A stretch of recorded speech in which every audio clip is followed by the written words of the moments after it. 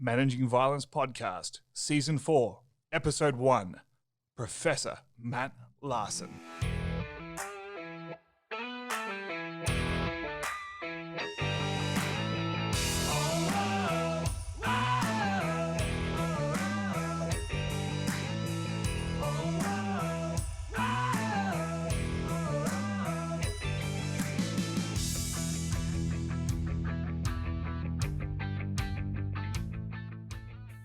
Ladies and gentlemen, welcome back to the Managing Violence Podcast. This is Joe Saunders here, and I am so excited to be back, not only with one of my favorite repeat guests, but also one of my favorite human beings in the entire martial arts and violence management world, Mr. Matt Larsen, Director of Combatives at West Point Academy, black belt holder in Brazilian Jiu-Jitsu, Judo, Karate, and probably a bunch of stuff I don't know about. If you want to learn more about Matt Larsen, make sure you listen to his amazing interview in Season 1, Episode 7, I believe, off the top of my head. Today we dive into a very important topic. If you are responsible for learning martial arts, learning physical skills, learning combatives, or teaching it to other people, you need to listen to this episode.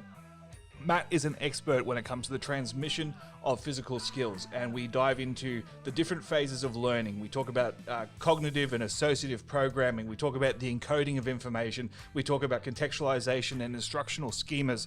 And if that goes way over your head right now, don't worry. Matt's going to break it down and explain it to you. This episode will make you more competent at learning physical skills and teaching physical skills. So no matter what that means for you, this episode will be a help to you. Before we dive into Matt, please remember, check out our Facebook group, Managing Violence Tribe. It is an amazing melting pot of learned martial artists and violence management practitioners coming together to discuss important topics with no politics, no egos, and no bullshit so far. We're doing a really good job. Make sure you check that out. I am blown away at the quality that we are providing in that space so far. Also, make sure you check out my website, www.joesaunders.com.au. It is back live. I'm putting out articles, videos, and audio on a regular basis. And also, don't forget to check out our Patreon, patreon.com/managing violence. Starting this episode, bonus content is available for all subscribers on our Patreon account. And while we're on the subject of Patreon, we need to extend a big warm welcome to the newest Tribal Council member, Mr. Dag Helly, and also our two newest tribal elders, Mr. Mick Bell and Mr. Daryl Ryan. Thank you for joining the Tribal Council and Tribal Elders, gentlemen.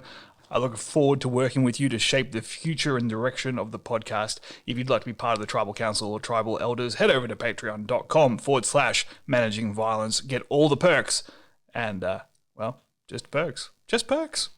And now, here's Matt Larsen as soon as we pay some bills. This episode is brought to you by R2S Academy.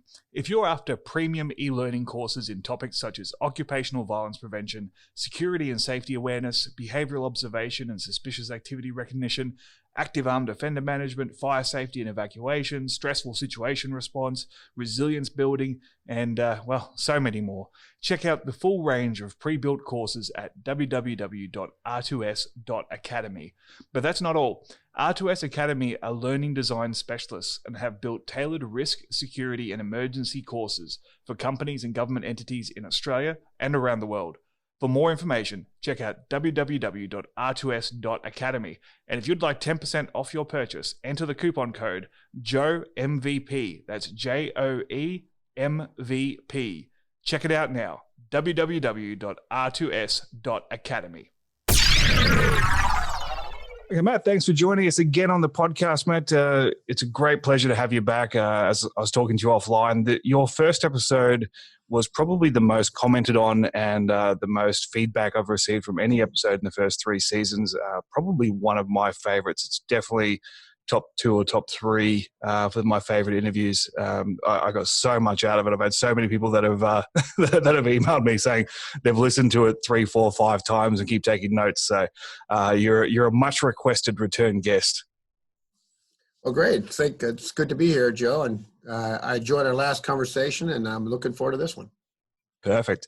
All right. Well, I'm not going to spend too much time talking about your background because we did that a lot in the first episode. But if you just want to give the 30-second cliff notes of who you are for listeners that may not have listened to the first episode. All right. Well, my name is Matt Larsen. I was a career Army Ranger. I was also in our Marine Corps. And most people know me because I was in charge of hand-to-hand combat training for our Ranger Regiment first, and then eventually the whole Army. So that's the most of it. I mean, now my current job is that I'm the Director of Combatives at our military academy at West Point, and I'm and I also teach psychology, or evolutionary psychology of combat. Yeah, a lot of that came up in the first episode, and man, we could probably do a whole season rather, just on talking about evolutionary psychology of combat. That's I don't want to jump too far ahead, because I know you're writing a book about that and a PhD. So eventually we'll do a deep dive on that as well. But what we want to talk about today, so as I was mentioning again offline, a lot of the feedback that we got from the first episode that we did together was from coaches and other instructors, particularly commenting that it was great to get your insight into how to teach and how to establish a successful program. And as we've been chatting in the time between the two episodes, I know that's something you're particularly passionate about and you want to talk about. So the floor is yours. Let's talk a little bit about firstly how physical skills are transmitted and how we go about teaching them. Okay, so first, the first thing to understand is that most people who are teachers, they know their subject matter quite well, but that's an entirely different thing than having the ability or the knowledge of how to get it across to people, or how learning happens. So the process of humans learning physical skills is quite well understood. It's called the psychomotor learning process, and it has phases, and understanding what those phases are is important. So the first phase is called the cognitive phase. Well, let me just outline. The three phases are the cognitive phase, and the second phase is the associative phase, and the third phase is the autonomic phase. So let me just kind of describe those first. The first one is the cognitive phase. So imagine that's when you are first exposed to any technique or any ability. And what happens there, whether you're being shown it by somebody in person, or you're looking at it on YouTube, or you're trying to read it out of a book or something like that, what's going on is that your brain is processing the information that it brings in from its senses, and then it's trying to tell your body to do some unfamiliar action. So imagine you go to a martial arts seminar or a martial arts class, and the person shows the technique, and they may show it 3 or 4 times, and all that time your brain is soaking in that information. And then when you go out to practice, you're trying to tell your body to do it. So it's not that good, to say the least. Okay. The second phase is the associative phase, and this is the most important one. In the associative phase is where you take that stuff from your short-term memory and you put it into your long-term memory. And so imagine when you go to most seminars, you go to a seminar for a day, and the person shows you 15 techniques, right? And it's fabulous. And most people who are doing seminars have great stuff to teach. And so you come out of there and you're totally impressed. You're like, wow, that was awesome. But if you've approached that wrong, none of those techniques will be in your long-term memory. And therefore, when you leave at the end of the day, what you have actually learned will be very little. Okay. And the last, and we'll talk today about how that process should work, and some hopefully give everybody some understanding of how to make sure that you are learning, or more importantly, that your students are learning. And then the last one is the autonomic phase. So imagine this, right? Whenever a hockey player is skating down the ice, handling the puck, what are they thinking about? Because they're not thinking about the puck, are they? Yeah, they're not thinking about skating for sure, right? And they're probably not thinking about handling the puck. What they're thinking about is the tactics. Where are the people on my team? Where are the enemy? What play are we running? What are we trying to accomplish here? They're thinking on that level. And the reason they are is because skating and puck handling, all the actual physical skills of hockey, are in their autonomic nervous system. And which means they don't They're not even thinking about it really. Your autonomic nervous system is the portion of your nervous system that handles like regulating your breathing and regulating your temperature and all those sorts of things. So when you're walking down the street and you're talking to somebody, it's just handling that, the walking portion. And so you're engaged in the conversation intellectually. So that's where we need fighting skills to be. We need to get them into our autonomic nervous system so that they will be automatic whenever they're needed. Like I say, my son, God bless him, he trained since he was 3 years old. And by the time he was a teenager, he was a very good fighter. Now he's in the Air Force, so he trained some. But if you grabbed him now, and he's almost 30 years old, he'll do the right thing. And he won't do the right thing because he even consciously remembers what the right thing is, maybe. He'll just do the right thing because that's just normal, natural movement to him because it's in his autonomic nervous system. So that's the goal. And it's an important thing to keep in mind that we need to be, what we learn in the class, what somebody shows us isn't important at all if we don't get it to that phase, because we won't be able to do it when we're fighting. Does that make sense? Yeah, absolutely. And I can relate to that straight away. I know a number of the seminars that I've been to over the years, you have some that sort of, I guess teach the seminar like it's a trailer for a movie, like it can be very, very emotionally impacting because you've seen all this cool stuff but you don't remember it by the time you've left the cinema. I mean, that's the process. What happens when you get to that third technique. So your short-term memory is limited, right? It can only handle so much information, and it's just for going through your day. That's what it's for. And so whenever you put something in your short-term memory, you show that technique, and they maybe try it a few times, and then you go on to the next one. When you get to that third or fourth technique, you're starting to drop the earlier ones off of your short-term memory because it just doesn't have the capacity to hold that much, right? So the key then is what happens in the associative phase. That's so it's called the associative phase because of, well, some various reasons in neuroscience, but you'll get the gist as I try to explain what happens there. So the process that's going on from moving things from your short-term memory to your long-term memory is called encoding. Okay, so remember when you're a kid and you got a list of vocabulary words in school, and you knew you were going to have a spelling test on those vocabulary words on Friday. So what did you do? Well, you probably went home and wrote them down a whole bunch of times, right? Your parents probably said, study your vocabulary words or study your spelling words. And you went down and you wrote whatever that word was, violence.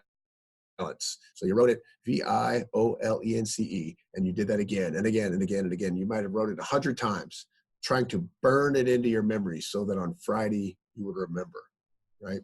So yeah. That's a common experience to all of us, right? Yeah. So that is called rote memorization, and it's an encoding technique. Now, it's the least effective encoding technique, but it's kind of a necessary one. So to put it in our context of martial arts, imagine if you're in class and somebody shows you a technique. What do? Well, then you go do that technique several times, right?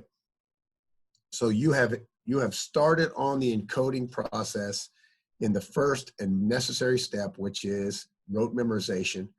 And so you might do it 3, 4, 5, 10 times in a row like that, right? Yeah, that's a common pattern. Yep. Right. So it's kind of that you must do that, right? Well, and if you're gonna do better than those writing that spelling word 10 times on Monday and then having to spell it again 4 weeks later, that's just exactly how effective it will be if you do 10 repetitions of the technique and then go on to the next one. You're going to have to get a little more involved in the encoding process, right? So just for example, in spelling, what you might do, or in your vocabulary, what you might do is you might then take those words and then put them into sentences, right? So you would have to write a sentence that includes the word violence, like, today, Joe and Matt are going to talk about managing violence on the podcast. So now you would have to remember how to spell the word while you are formulating this sentence and understanding the meaning of the sentence. Okay. So the principle that the principle here is that the encoding process becomes more efficient the more of your brain that you use while you're doing it. Okay, so imagine it's not just remembering to spell the word. You have to know what the word means, and you have to fit it into a sentence. And then when you're doing other words, so I'm spelling out the other words in the sentence I just used. And when I get to the word violence again, I have to spell it correctly. So I've engaged more of my brain, right? So in a martial arts sort of context, in our program, in the Army's combatives program, we put the fundamental techniques into a series of drills. And the drills can be thought of as kata, right? Like it's you put you do technique 1, 2, and 3, and 4, and our drills, they'll be around. So you'll do like the 3 or 4 techniques, and then that brings you back to where the other person will do their 3 or 4 techniques in a row. But the point really is that the kata, these 15 techniques in a row, that's a sentence. And you're more likely to remember the technique or the details of the technique since you've put it into that sentence. Does that make sense? Yeah, absolutely. I'm actually drawing some parallels with what you're talking about there with something I first heard from Matt Thornton probably 10 or 15 years ago with his I method of introducing isolation and then integration as a learning methodology to teach technique. It's very, very similar. Exactly. I think Matt Thornton is one of the few people in the martial arts that I think is a real genius. So anybody who could get a chance to listen to him or read anything he's written, let me recommend it, because I think he's super smart, right? Yeah, he's a real smart guy. And he was actually on the podcast last season. So I recommend anyone check that out if they haven't already. Oh, yeah. So that's the second sort of encoding technique, right? So now imagine what we would do better even than putting them in sentences. So if you imagine this, like, so imagine when we're talking about ground grappling now, because it'll become obvious why I'm talking about this in a second. But if I said in ground grappling, what's the worst place you can be? Well, most people who have experience with jiu-jitsu or most ground grappling would say the worst place is when somebody's got the back mount on you, right? They got their hooks in and they're working for a choke. I'll say, okay, so is it better that they be mounted on you, sitting on your stomach, or on your back? And most everybody would agree in that world that it's better to have them mounted on you than it is to have them on your back. Okay, so if it's better to have them mounted than on your back, is it better to have them mounted or in side control? So it's slightly better for you if they're in side control than if they were mounted, right? And so is it better to have them in side control on you or to place them inside your guard? So that's slightly better, right? You say, okay, would it be better to be in their guard or have them in your guard or for you to be in their guard? And it's debatable which one of those is better, but let's just say that whenever you have them in your guard, you have a lot of tools at your disposal. And when you're in their guard, you have fewer tools, but you're on the attack, right? So that's the difference between those two positions. But if it's say, okay, if it's better to be, is it better to be inside their guard or to be in side control on them? Well, that's slightly better, right? And then is it better to be in side control or mounted? Well, it's slightly better to be mounted. And is it better to be mounted or is it better to have the rear mount on them? And so it's slightly better to have the rear mount, right? So what we've outlined, and making allowances for the little disagreement about which is better to be in their guard or in theirs, but what we've outlined is the basic concept of the hierarchy of position that exists in Brazilian Jiu-Jitsu. Does that make sense? Yeah, that's perfectly. So most of the Jiu-Jitsu world would agree with that in general, right? So the reason I mention that is because that concept, that hierarchy of position, in learning theory, that's called a schema, right? And a schema is a larger picture that puts the other things you're learning into context. So for example, if we're going to teach the majority of old school Brazilian Jiu-Jitsu techniques, right? They would fall somewhere in that schema. So it would be a way to get from side control to the mount, or a way to place the guy inside your guard, or a way to get from the mount to the back mount, or a way to pass the guard, or a way to get from when they're in your guard to the mount. It's some way you would be attempting to advance yourself along that hierarchy of position. So that understanding that sort of framework of classical or Brazilian Jiu-Jitsu gives you a learning aid to whatever technique you're going to learn, because as soon as you learn it, you can put it into context. You can say, oh yeah, it fits right here with all the other things that I know. Does that make sense? Yeah. So that's why, for example, it's easier to learn ground grappling in the jiu-jitsu world than it is in the judo world, even though most of the techniques are the same. The judo schema is not as well laid out. You have, basically you have pins and you have from those pins, but what's the relationship between each of those pins? Judo doesn't really spell it all out, whereas Brazilian Jiu-Jitsu does. And it's not even important that at some point you might outgrow that schema and disagree, in your personal fighting, whether you'd rather be mounted or in side control. It's less important because you, by the time I'm making that decision, you've already got that schema built into you and you have everything in context.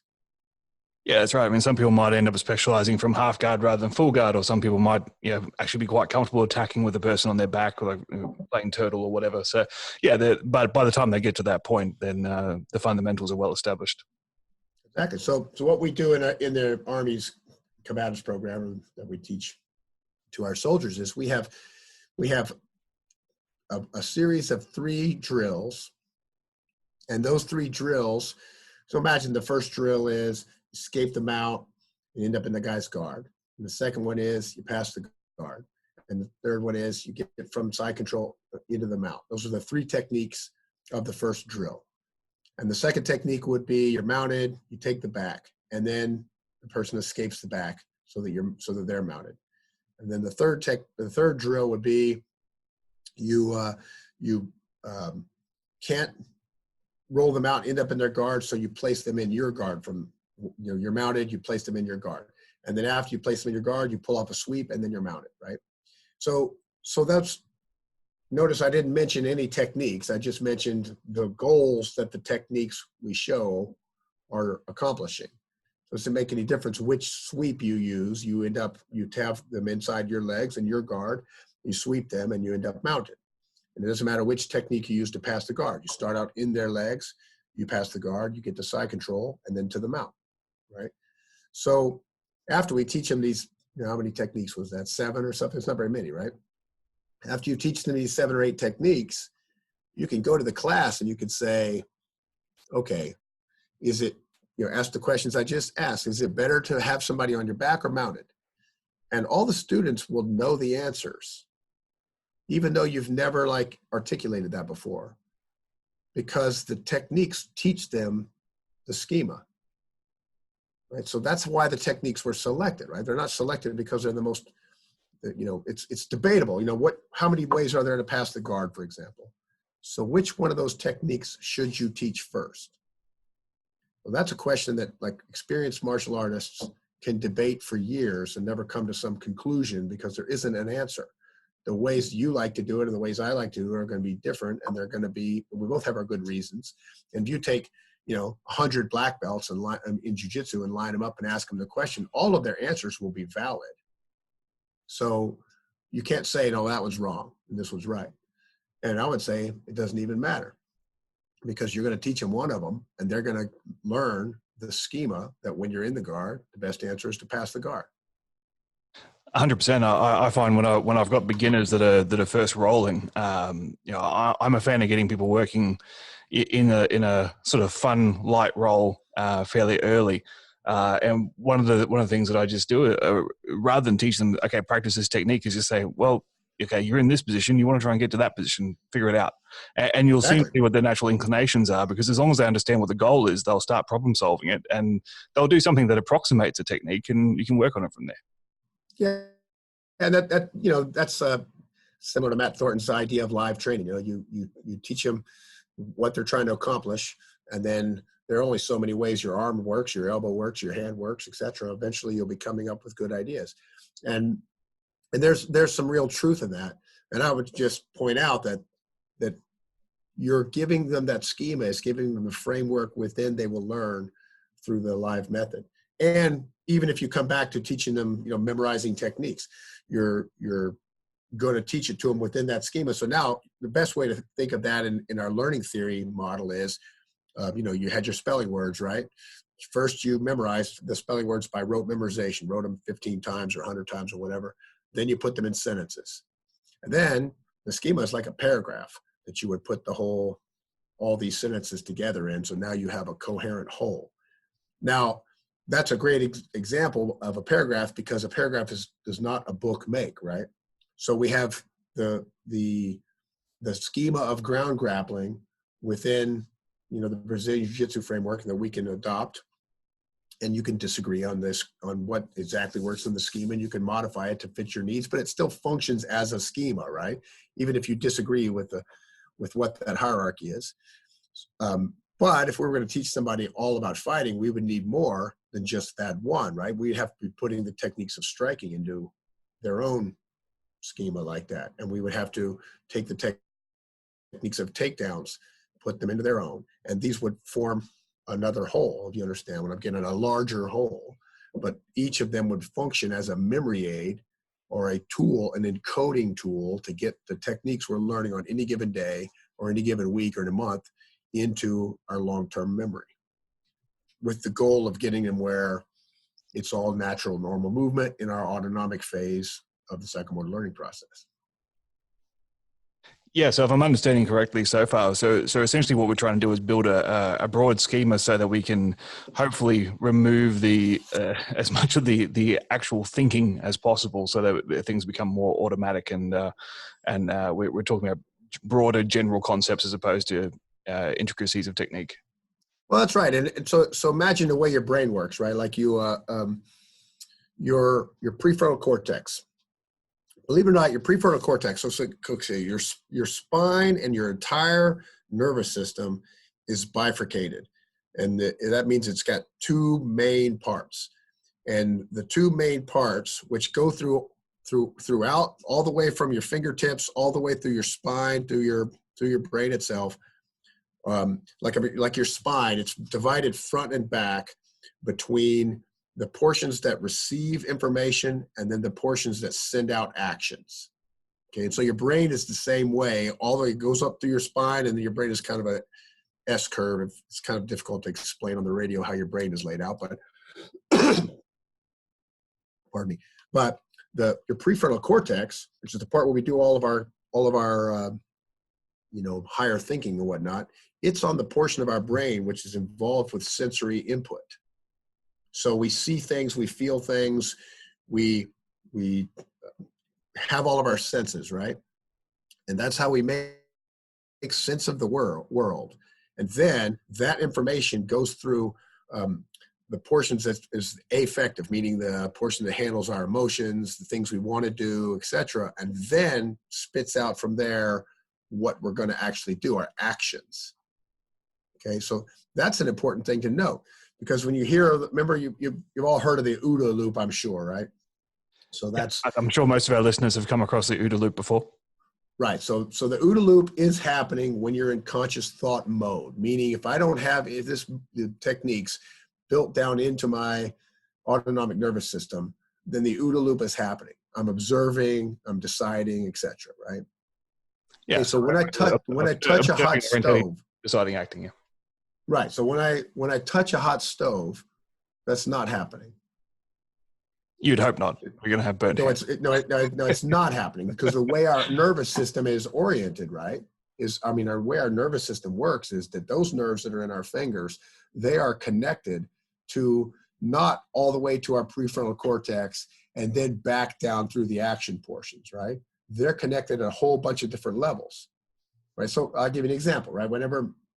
When there are people who are blind, right? Fully blind, like can't see anything. And if you ask them questions about what they see, they can't tell you. Who can nonetheless act as if they can without conscious sight. I can't remember the exact details of the experiment, but they call it, blind sight. And so it's because the nerve from your ocular nerve goes to a portion of your cortex, because that's the sensory input portion, right? But it doesn't only go there. It also goes down to the other portions of your brain.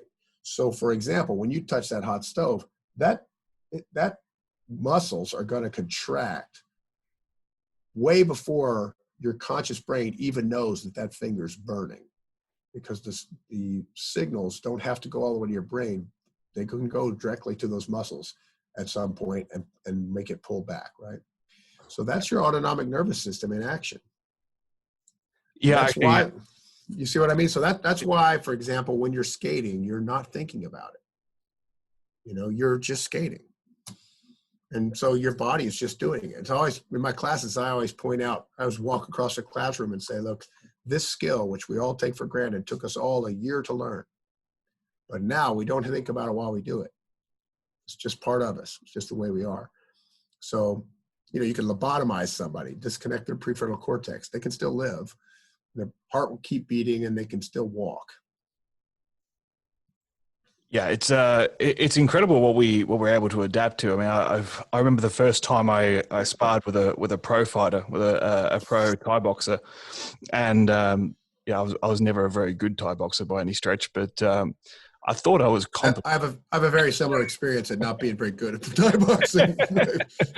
And but what actually caught me was I mean, obviously he was being nice to me and not brutalizing me like he certainly could have, but it was just the effortlessness of the movement. I mean, he was never at the range that I wanted him to be at, and I mean he was a lot smaller than me, but he just played with me just with distance. He barely touched me, but I couldn't land a shot on him unless he wanted me to, and it wasn't like he was thinking about his footwork or thinking about his head movement. It was just instinctive for him. He knew instinctive where my range was, how I was moving, and where he had to be. And he was just thinking about, literally, he was probably thinking about lunch, to be honest. Like, he wasn't really thinking about me hurting him.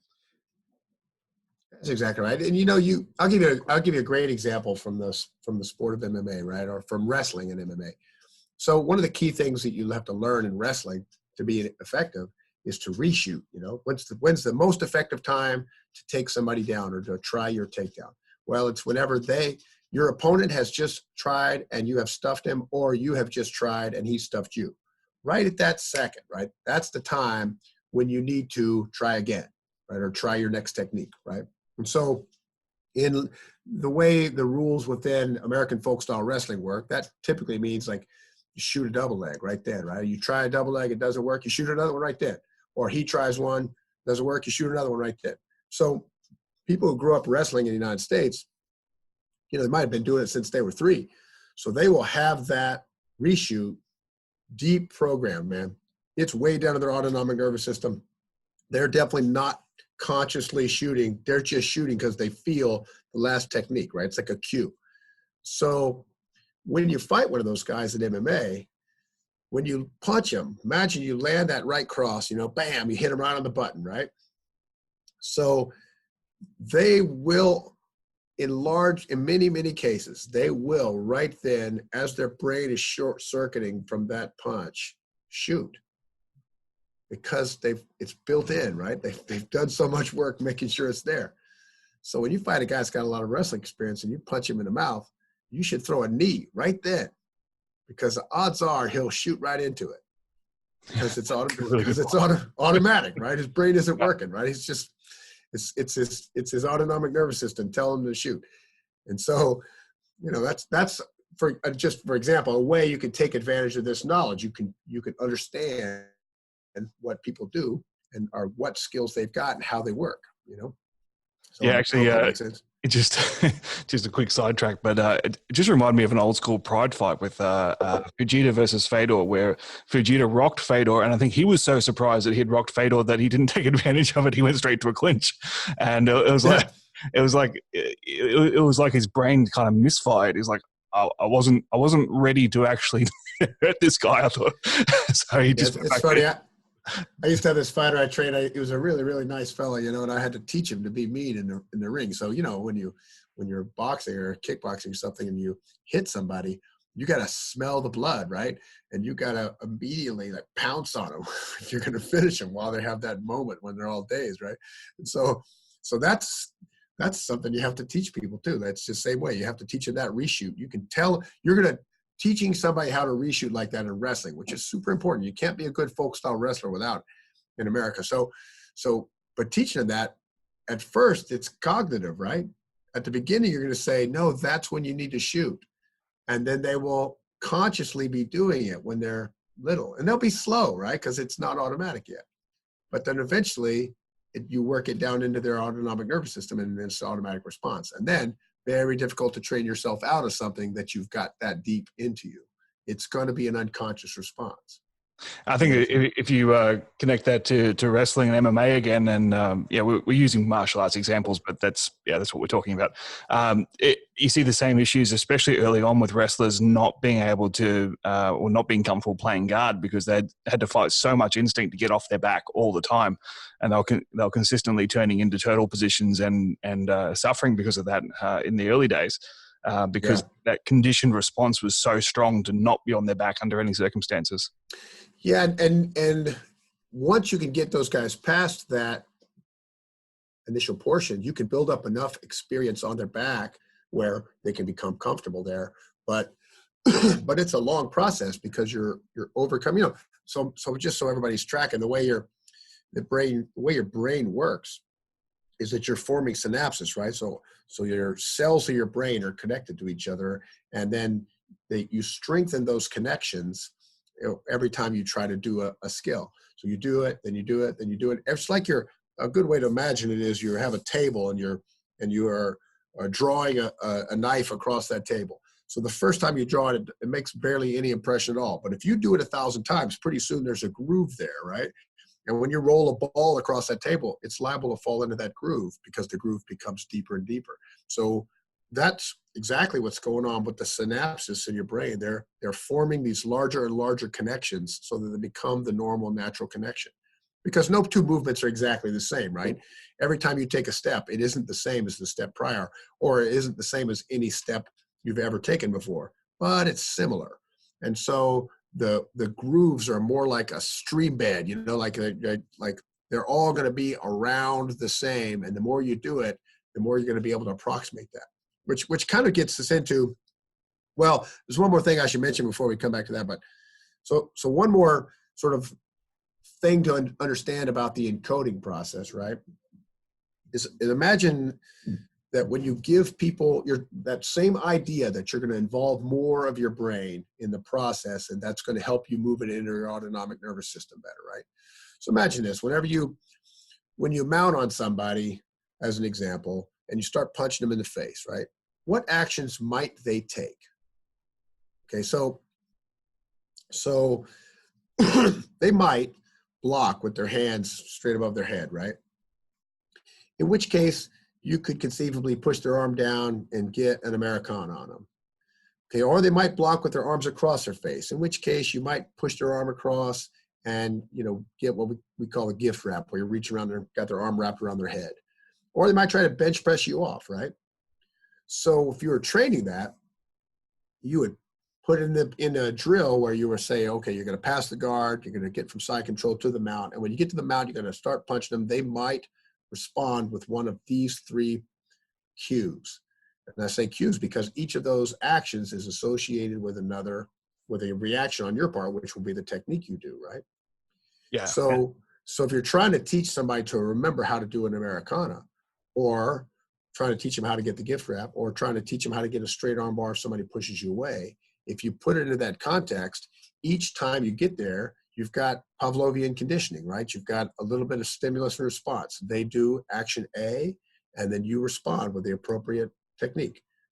And so that, because it's given that sensory feedback of them doing the physical technique, that cues you into the next thing, you're involving more of your nervous system and more of your brain and everything in the memorization process.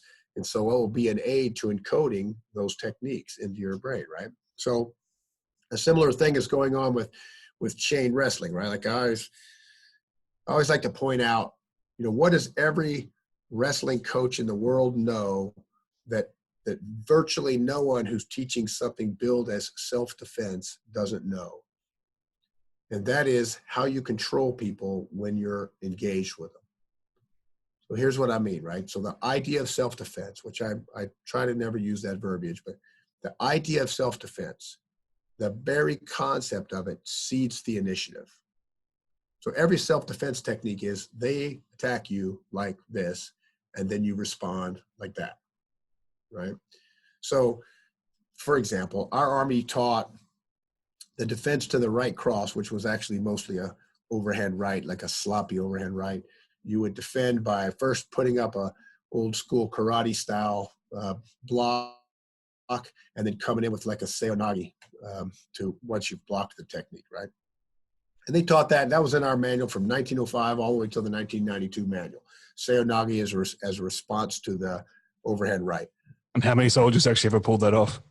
And there was a video of somebody, I don't know where it was, Brazil or something, recently doing that to somebody who was trying to hit him with a machete, and I thought, wow, that's so badass that they really pulled that technique off. Because the truth is, you very seldom do. Because imagine you're standing in front of somebody, how many ways could they attack you? Yeah, so many. Battles, so many that that what's really going to happen when they start trying to attack you is what theoretically would happen is all this data processing, right? He starts to hit you and you think, shit, he's hitting me. And then what's the appropriate response? And then you execute that technique in the time it takes him to hit you, right? And the truth is, unless you've done that so many times that it's just automatic, you're just going to get hit in the mouth because it's too much data processing for, the whole OODA loop thing isn't happening in the time that it takes them to hit you. Okay. So the whole idea of self-defense, seeding the initiative to them, and then coming up with the appropriate response in the time it takes them to attack you, that's a super difficult. It's not that it can't be done, right? It can be done, but it can be done by somebody who is a really good martial artist who's done a whole lot of training, right? Because it's going to take a lot of time to get that many responses where they're automatic so that you can respond effectively to some unpredictable attack. Okay. And I think that's so just to interject there, I think that's one of the biggest challenges with quote unquote self-defense is that we know as instructors or as competent martial artists, hopefully, that that is a weakness in a system in that waiting for your opponent to act and then trying to decide on an appropriate response is a terrible idea. You always want to be taking the initiative and preempting as much as you possibly can, but trying to fit that in within a civilian legal context and to some extent educating a judiciary on why this was necessary can be a real challenge, and trying to teach preemptive measures that keep people safe legally is a challenge. Well, so I'll come back to that in just a second. So imagine what any wrestling coach in the world would teach you about how to handle a confrontation. So we're not talking about, I'll come back to the legal aspects and what you would want to do in a civilian context, but imagine a wrestling coach would just say, attack the guy, right? So what happens when you attack the guy? He's got to respond. And when he responds, it will either be appropriate response or an inappropriate response, right? So how many appropriate responses are there to whatever attack you're going to do? Well, they're limited. So therefore, you control the person by attacking them, right? So imagine you throw the overhand right.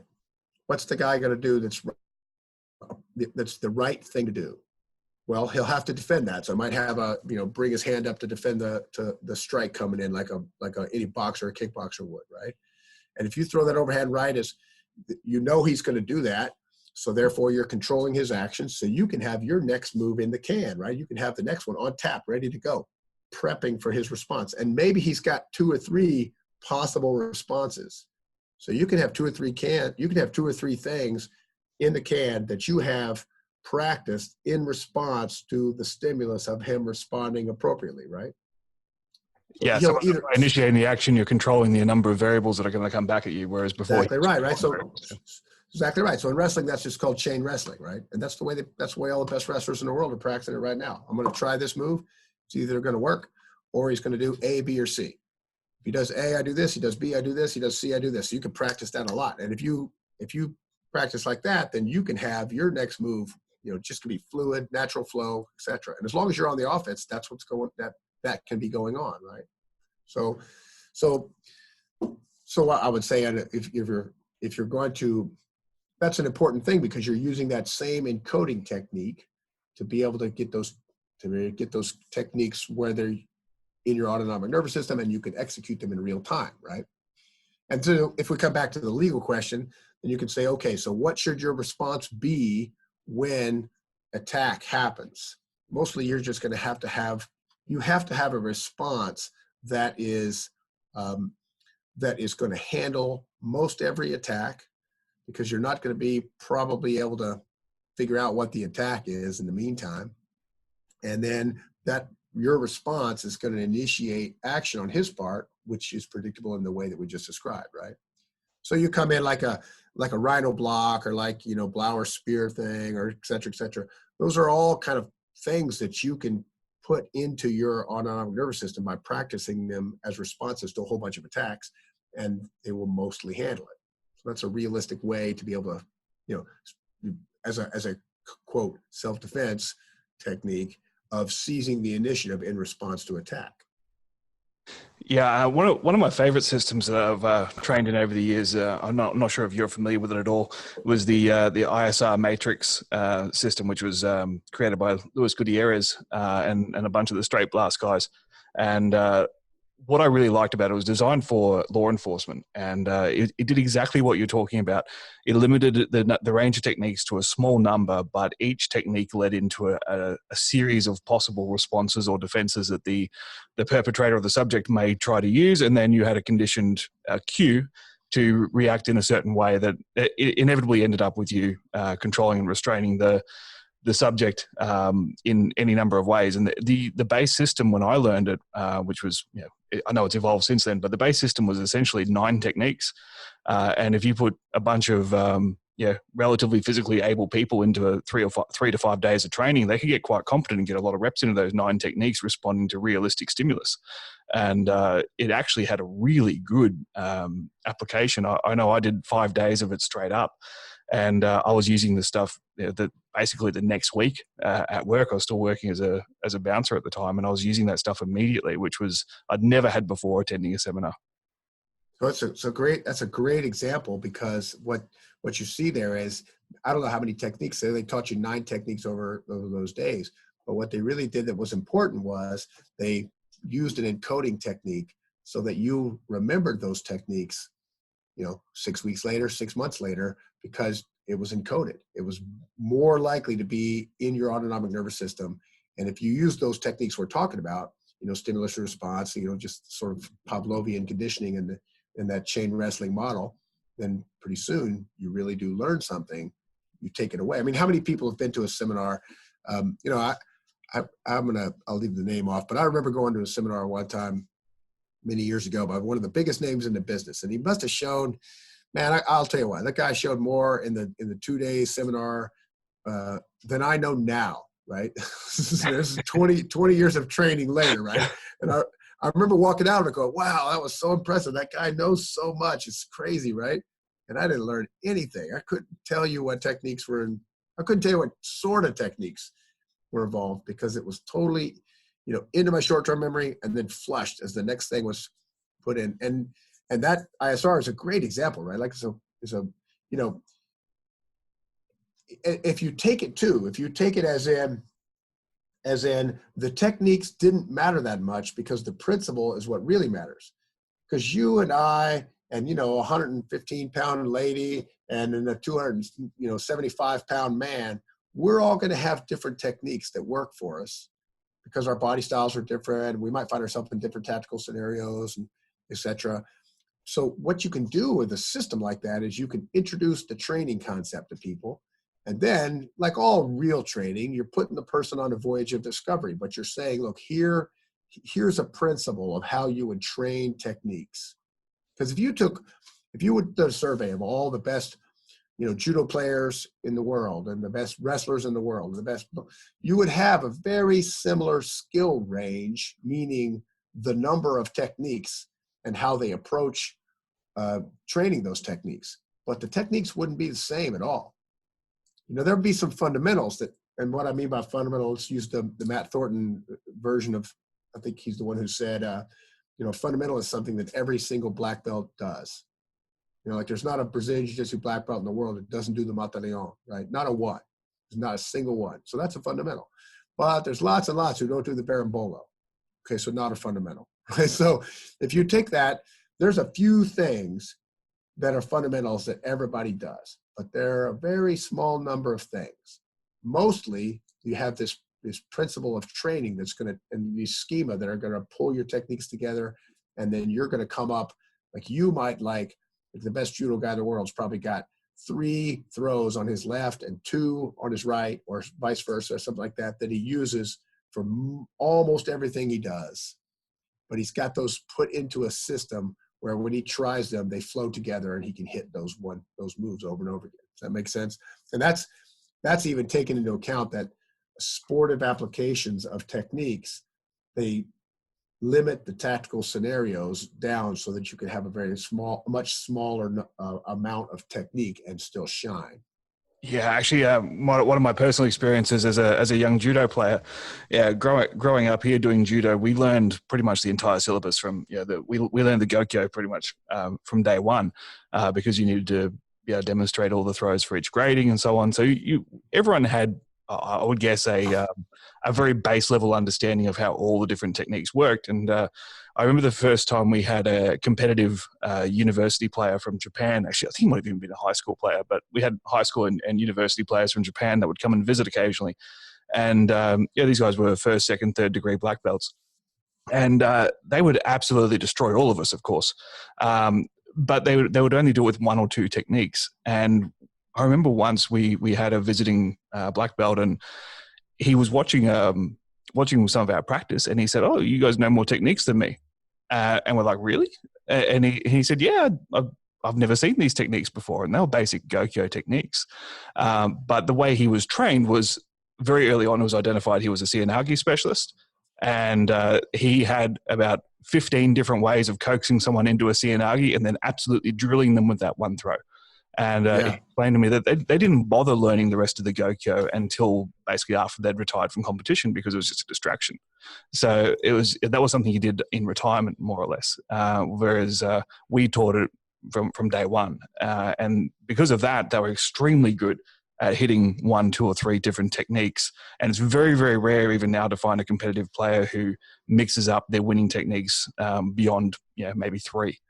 And well, and I agree with that, and I would also add that the tactical situations of competition, just the concept we were just mentioning about limiting the tactical situations, right? So remember most people, many people might remember the fight between Murilo Bustamante and Matt Lindland. It was a great early MMA fight, and Matt Lindland had just come off like 2 months prior of winning the silver medal in Greco at the Olympics.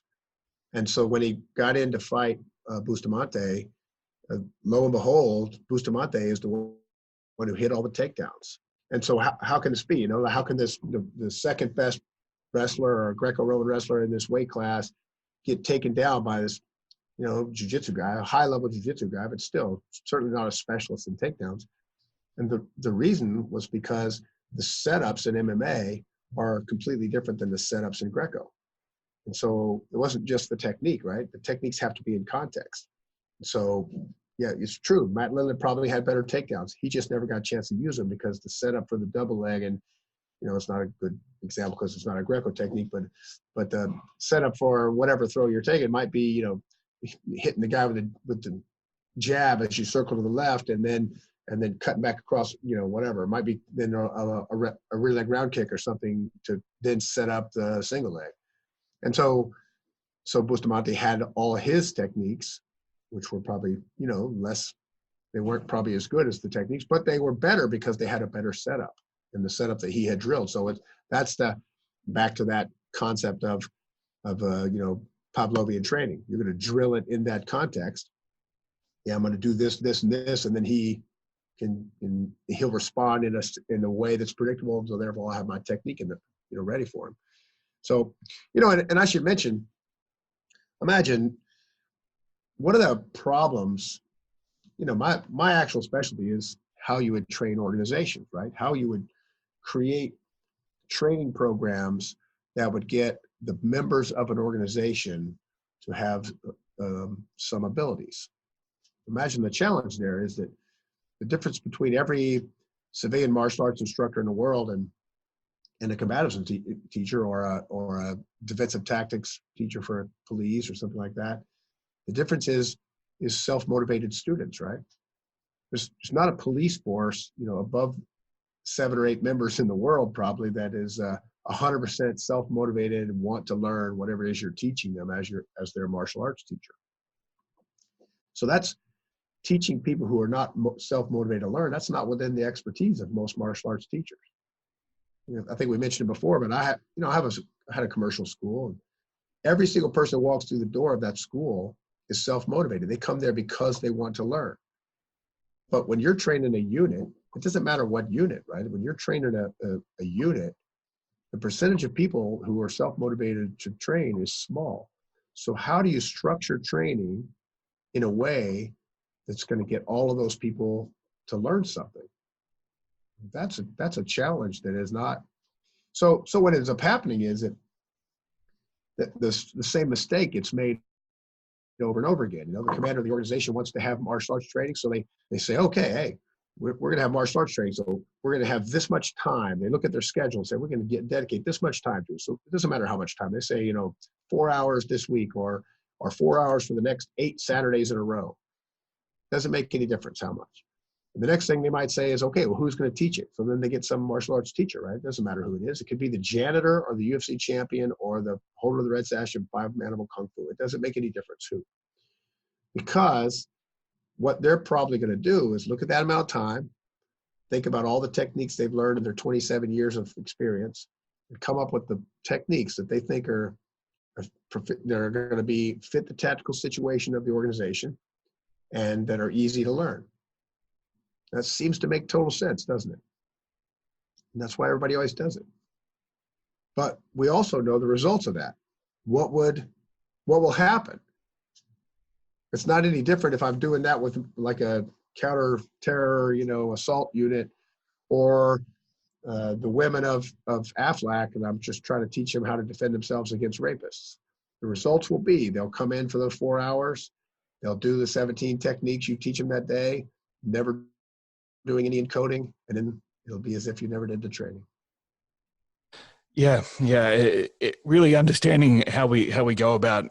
Yeah, as you've talked about in this whole, excuse me, as you've talked about in the whole episode, understanding how you actually impart skill is so incredibly important, because otherwise you are just ticking a box. You provided training, but you haven't actually made any difference in capability or skill acquisition.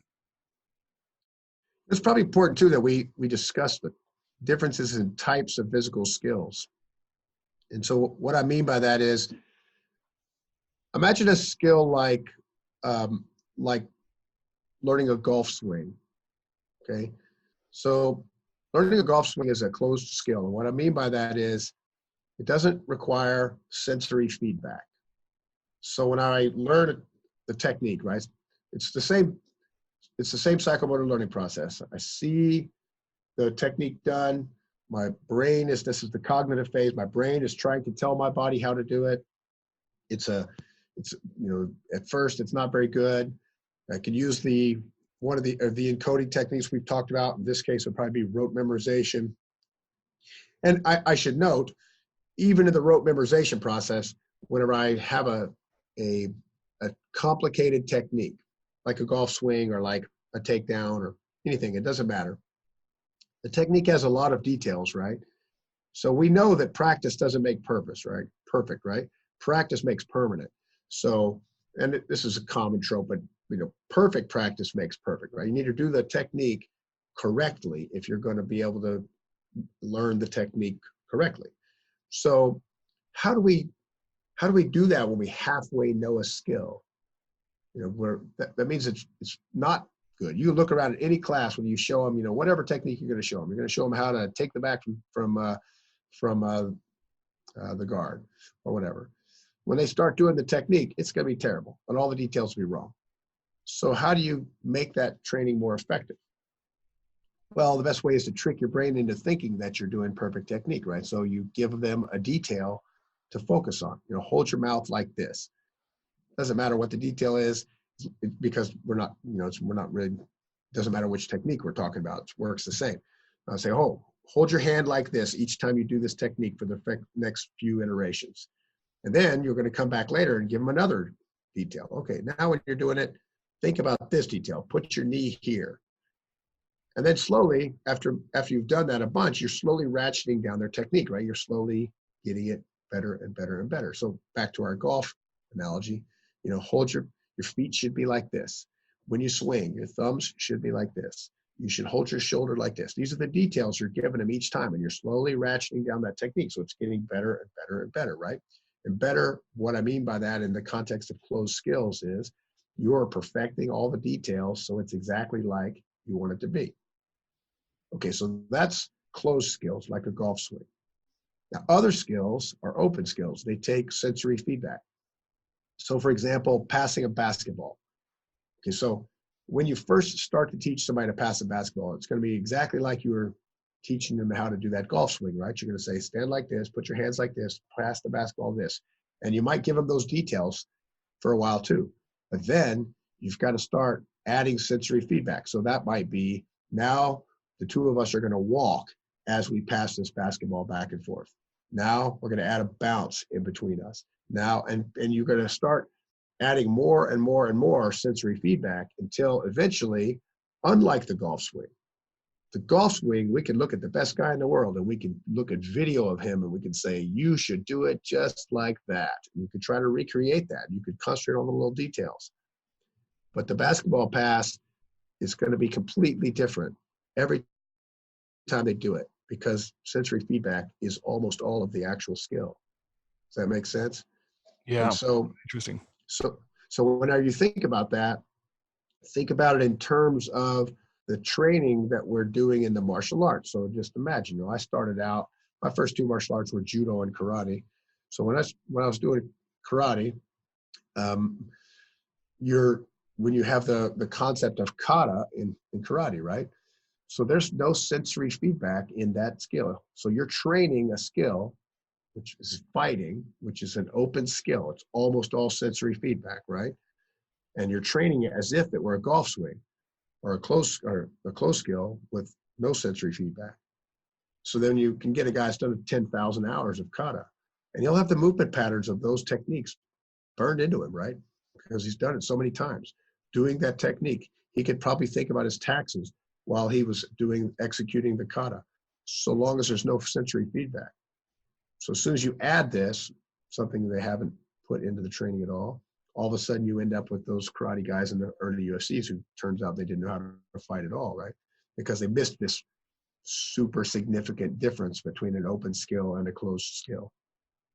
That's really fascinating. I think that's such a good topic, just the difference in those types of skills and how you can see someone who is on the surface extremely talented and skilled and very good at replicating technique, who gets that wide-eyed panic the second it doesn't work, or the second it doesn't play out the way they want it to. And you can spend hours on YouTube just watching examples of that happening in the martial arts. But it's that's just a great way of explaining it. I've never heard it described that way before, so thank you for that. Well, I'll give you another sort of example that you see all the time, even in open skills, right? So how many people have you seen who can hit the mitts and just bang away at the mitts, but when they are actually boxing, they are less effective? And that's because most of the way, or many people, the way they train mitt training, it's just memorizing patterns. So memorizing patterns, it's useful. When you start off to hit somebody, it's useful in the early days to have an idea of a combo that you would like to throw. Like when you initiate that jab, maybe you're saying, okay, I'm gonna double up the jab, then I'm gonna throw the cross, then the hook. So you throw a whole bunch of those, double jab, cross, hooks, and then you're likely to continue throwing those in the middle of the melee, right? So it's got its uses to do it that way. But if you're mitt training is all that. It's memorizing patterns like that. I mean, another good example is you would see people all the time, like throw like a jab cross hook or a jab cross, then the mitt holder swings at their head, so they do a perfect duck underneath and then come back up with a cross or something like that. And as long as that comes on the cue, which in this case is timing, right? 1, 2, then this, then that, right? As long as that happens, they look great. But that's just not how punches come in real fights, is it? So what's the real cue? So your mitt work has to take that into consideration, that the bad guy is not going to do predictable things in that regard, or they're predictable, but they're not predictable in the way that mitt holding with a pattern is. See what I mean? Yeah, actually, he was reminding me, Richard Dimitri, who was my last guest on the podcast. Rich told me years ago that the training that way is like trying to memorize a conversation before it's happened. And he said, imagine if you went That's a great analogy. Yeah, perfect. It's like, imagine you went on a date and you're planning beforehand. You go, well, first I'm going to ask her what she does for a living. And then I'm going to ask her if she likes her job. And then I'm going to ask her if she gets along with the boss. And then the first time you ask the question of, what do you do for a living? And she said, well, I'm in between jobs right now. I'm looking for something else. And then you say, well, do you like your job? You look like an idiot because you're executing a memorized pattern as opposed to reacting naturally. That's perfect. And if you think about that concept of the closed skill and the open skill, mitt holding is a closed skill. If you're memorizing the patterns, it's closed. So you can be perfect at that. And it's very limited applicability to the open context that you're going to have to actually execute in. Yeah, that's fascinating. All right, we might draw this section to a close now because we have been talking for a little while, and we could do this for hours. But you know what, we need to leave room for a third episode at some point. So, okay, great. for the sake of listeners that want to know more about you, or book you, or buy your books, or do anything else, where can they go? The easiest guy in the world to find on the internet, and I'm not really commercial that much, so just Matt Larsen, Larsen, and hope to hear from you guys. And I highly recommend you check out Matt's books. They're all on Amazon, especially the Modern Army Combatives book. It's fantastic. It goes into a lot of this material that we've talked about with skill acquisition, how to actually teach, how to design a program, and a bit of history as well, which I find personally, after reading probably way too many martial arts books, I find far more interesting than actually looking at techniques. So if you're into that, by all means, buy that book because it's a really good one. You won't regret that purchase.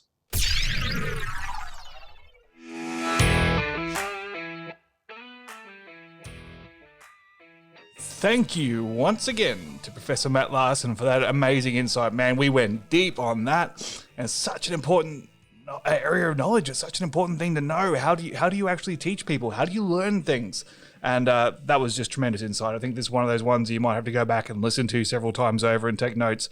I know I have. By the time I've recorded this, I've actually listened to this 3 times already, and I keep hearing things I hadn't noticed the last time around. So that was amazing. It's probably gonna go in the books as another one of my most favorite episodes. And look, as I said, Matt is one of my all-time favorite human beings in the martial arts and in the managing violence world. So it was always a pleasure for me. Now, if you would like more content from Matt, then you need to head over to patreon.com/managing violence. If you sign up to be a tribal council or tribal elder member, then you get bonus content from each and every guest starting this week with Mr. Matt Larsen. Now, I asked Matt if we could do an extra 10 minutes to answer some the Magnificent 7 bonus questions, we've dubbed them. And he agreed to that. He said, yeah, sure, no problem. I asked for 10 minutes. He gave me over 30 minutes of content. So if you'd like to hear Matt answer those questions and get 30 minutes of bonus content with some amazing tangents, then you need to head over to patreon.com/managing violence and become a contributor, and you will get all of that and so much more. That's it for me for Season 4, Episode 1 with Mr. Matt Larsen. My name is Joe Saunders. This is the Managing Violence Podcast, and I look forward to talking to you again soon.